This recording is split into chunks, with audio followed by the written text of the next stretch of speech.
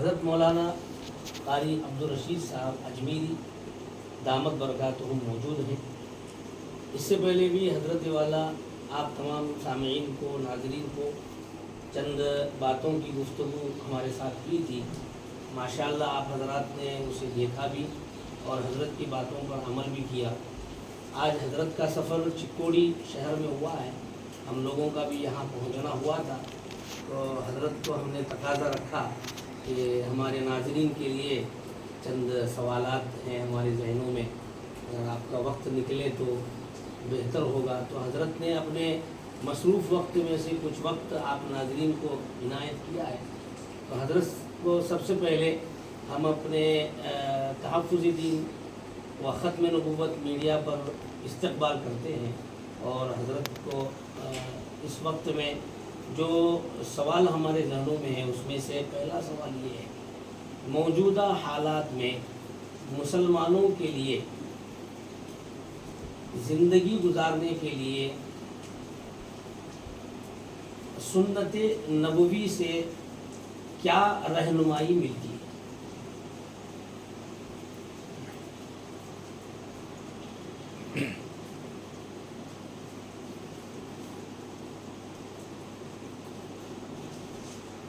السلام علیکم ورحمۃ اللہ وبرکاتہ۔ ناظرین، ایک مرتبہ پھر اس چینل کے واسطے سے آپ کے ساتھ گفتگو کا موقع مل رہا ہے۔ میں پہلے تو تحفظ دین اور ختم نبوت میڈیا کو یہ عمدہ کارکردگی کی مبارکباد پیش کرتا ہوں۔ آج ہماری حاضری حضرت مولانا عبدالحمید صاحب دامت برکاتہم العالیہ کے حکم پر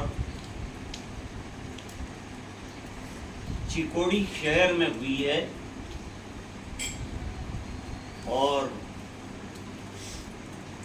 سلسلہ نقشبندیہ کا 6 روزہ اجتماع تھا۔ اس میں یہ حضرات بھی تشریف لائے اور انہوں نے پہلا سوال رکھا۔ میں عرض یہ کرنا چاہتا ہوں کہ اس وقت جو بھی حالات ہیں، جس دور سے ہم لوگ گزر رہے ہیں، وہ ہمارے سامنے ہے، اخبارات ہمارے سامنے ہیں، سوشل میڈیا ہمارے سامنے ہے، پرنٹ میڈیا ہمارے سامنے ہے۔ تو حالات بہت ابتر ہیں، اس میں کوئی شک نہیں، لیکن ظاہری بات ہے کہ ابتر حالات میں بہتر حالات بنانے کی راہیں بھی نکلتی ہیں۔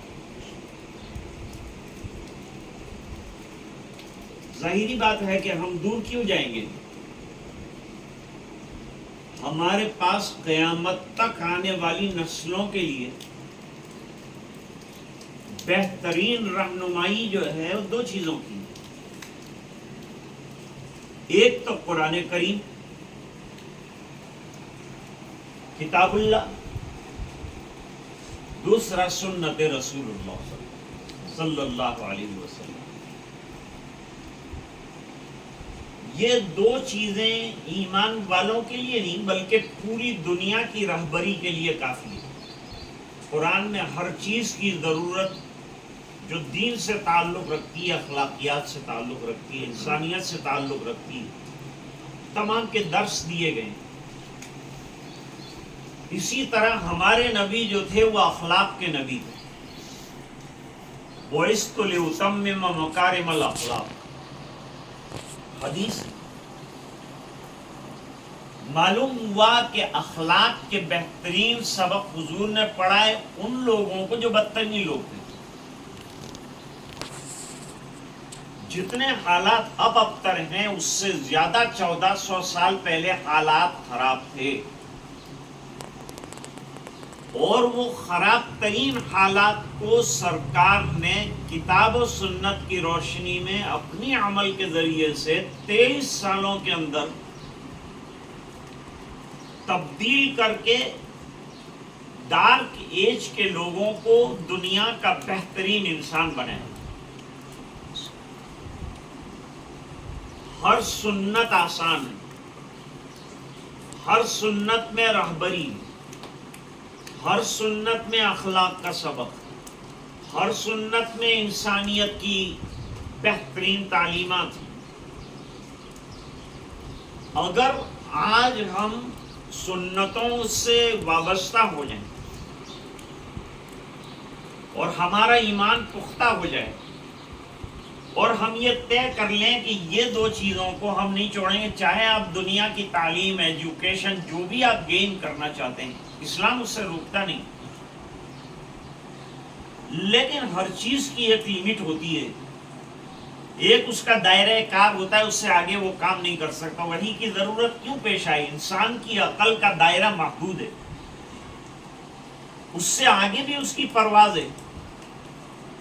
وہ پرواز تک اسے پہنچنے کے لیے قرآن کریم کا وحی کا سہارا لینا پڑا.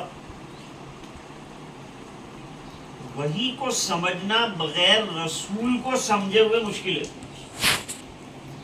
اور حضور آئے ہیں, قیامت تک کے لیے کوئی نیا نبی نہیں آئے گا, کیونکہ طاقت اتنی قرآن اور حدیث میں ہے کہ قیامت تک کے بگڑے ہوئے حالات کو درست کیا جا سکتا ہے. تو میرا جواب یہ رہے گا کہ حضرت امام مالک رحمۃ اللہ علیہ فرماتے ہیں کہ اس امت کے آخری فرد کی اصلاح بھی اسی طریقے سے ہوگی جس طرح سے امت کے پہلے فرد کی اصلاح ہوئی. There is no new concept, کوئی نیا کنسیپٹ نہیں. There is no new constitution to change the lives, زندگیوں کو چینج کرنے کے لیے, to change the bad circumstances and sentiments. ہمارے پاس دو نعمتیں ہیں, ان دو نعمتوں کو امت نے چھوڑا ہے تو پریشان ہوئی ہے اور حالات آئے ہیں. یہ امت بہترین امت ہے, خیرہ امت,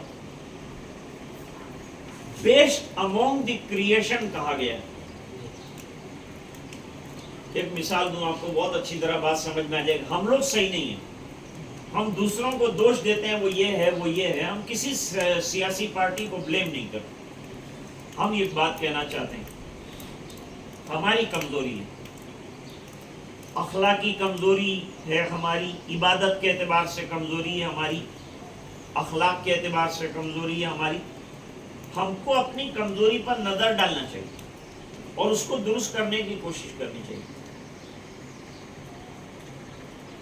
مسلمان کی مثال ایسی ہے جیسے چوراہے کے اوپر پولیس کھڑا ہوتا ہے, وہ ٹریفک کو کنٹرول کرتا ہے.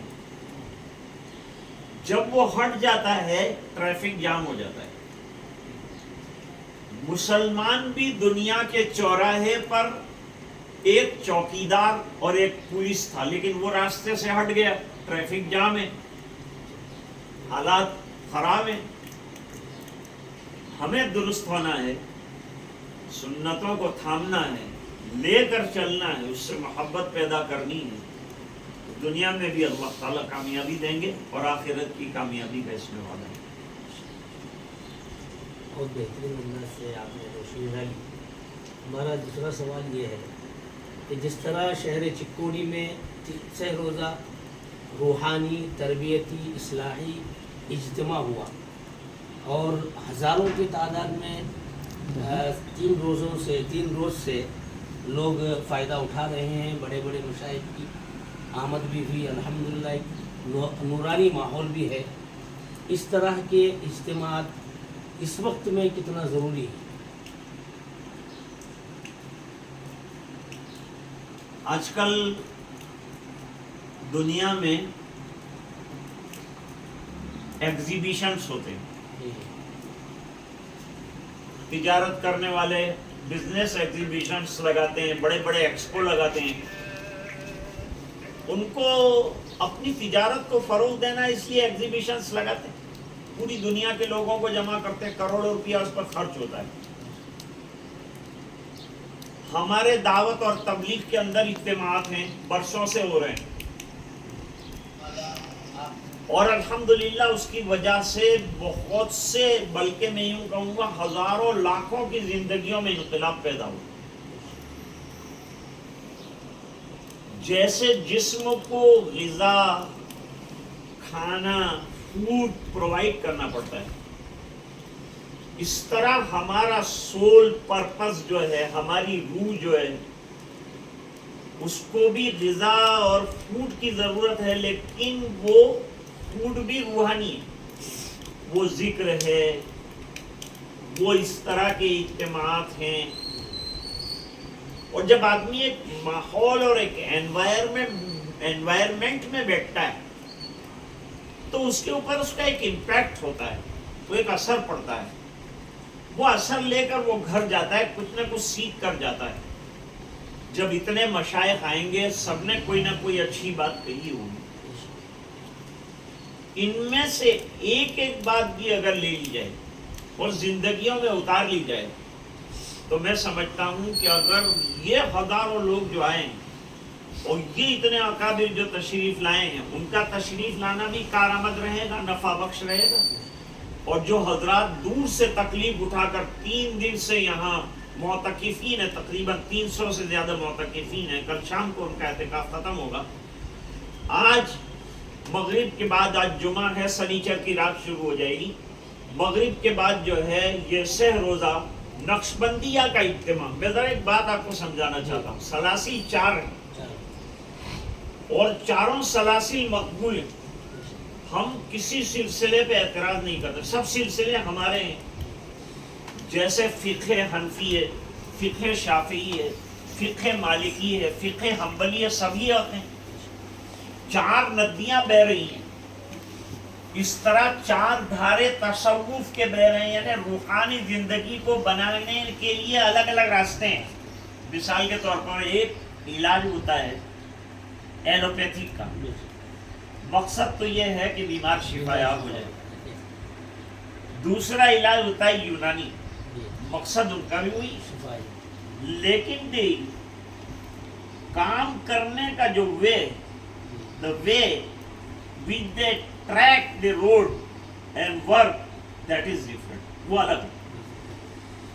اچھا آیورویدک بھی ایک دوائی علاج کا طریقہ ہے، اب یونانی بھی علاج کا ایک طریقہ ہے، اور ہومیوپیتھک بھی علاج کا ایک طریقہ ہے، مقصد سب کا بیمار کو اچھا کرنا۔